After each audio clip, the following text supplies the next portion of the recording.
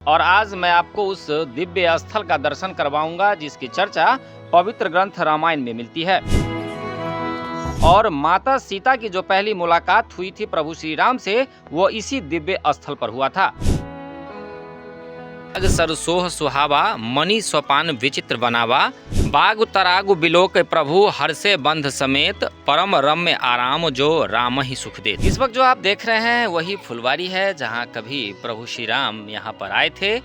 और इस तालाब को जो आप देख रहे हैं उससे 5 किलोमीटर और अगर आप उत्तर जाएंगे तो भारत नेपाल का यह सीमा है।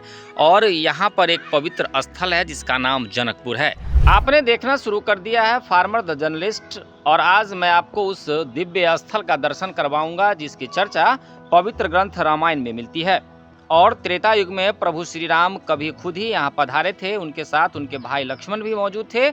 और माता सीता की जो पहली मुलाकात हुई थी प्रभु श्री राम से, वो इसी दिव्य स्थल पर हुआ था। तो आप बने रहें हमारे साथ, इस स्थल की पूरी जानकारी मैं आपको दूंगा। और इस स्थल की जो चर्चा है वो पवित्र ग्रंथ रामायण में मिलती है, उसकी भी मैं चर्चा करूंगा। और यहाँ के जो महात्मा जी है उनसे भी मिलूंगा और सारी बातें आपको बताऊंगा। तो आप बने रहें हमारे साथ। तो जैसा कि आप देख पा रहे हैं, प्रभु श्री सीता राम जी प्रथम मिलन मंदिर श्री जनक जी महाराज की फुलवारी बाग तराग पुष्प वाटिका, इसकी चर्चा पवित्र ग्रंथ रामायण के बालकांड में मिलती है। कहा जाता है कि प्रभु श्री राम अपने गुरु विश्वामित्र के लिए यहीं से सरसोह सुहावा मणि सोपान विचित्र बनावा, बाग तरागु बिलोक प्रभु हर्षे बंध समेत, परम रम्य आराम जो राम ही सुख देत। जो लोग रामायण को जानते होंगे या जो लोग रामायण पढ़े होंगे वो इस चौपाई को भली भांति पढ़े होंगे।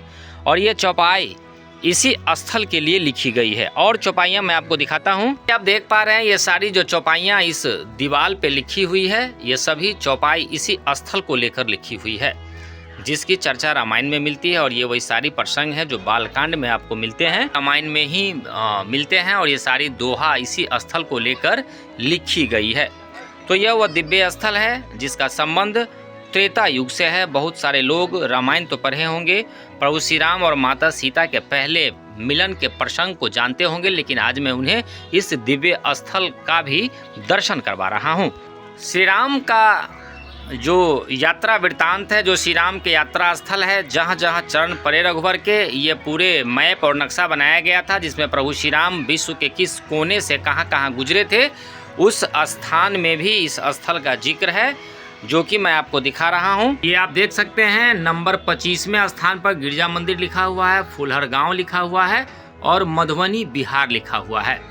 ये इसी जगह का चर्चा है, बाग तराग फुलहर गांव जमुनी मधुबनी। तो आप देख पा रहे हैं। तो हम आ गए हैं, यहाँ के जो महात्मा जी हैं, यहाँ के जो पुजारी हैं, उनसे जानेंगे कि इस स्थल का क्या रामायण में महत्व है और चर्चाएँ जो मिलती है। आइए जानते हैं यहाँ के पुजारी से। सबसे पहले तो अपना नाम बताइए। मेरा नाम बिहारी पांडे है, मैं इस जगह का पुजारी हूँ। अच्छा, ये बताइए इस स्थल का रामायण से क्या संबंध है? ये राजा जनक जी की फुलवारी है।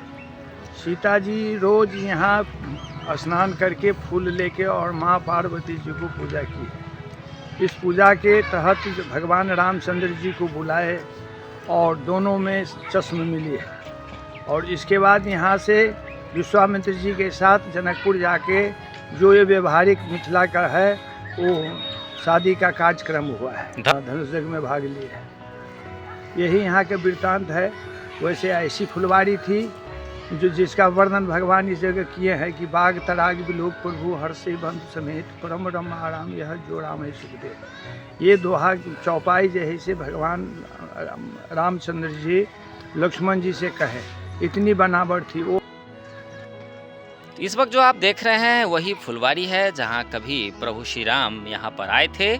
और इस तालाब को जो आप देख रहे हैं उससे 5 किलोमीटर और अगर आप उत्तर जाएंगे तो भारत नेपाल का यह सीमा है। और यहाँ पर एक पवित्र स्थल है जिसका नाम जनकपुर है। त्रेता युग में राजा जनक की वहाँ पर राजधानी हुआ करती थी और वहीं से माता सीता अपनी सहेलियों के साथ नित्य यहाँ आया करती थी। स्थल का नाम भी फुलहर है जो कि बिहार के मधुबनी जिले से 50 किलोमीटर के दूरी पर आप जाएंगे तो हरलाखी प्रखंड पड़ता है।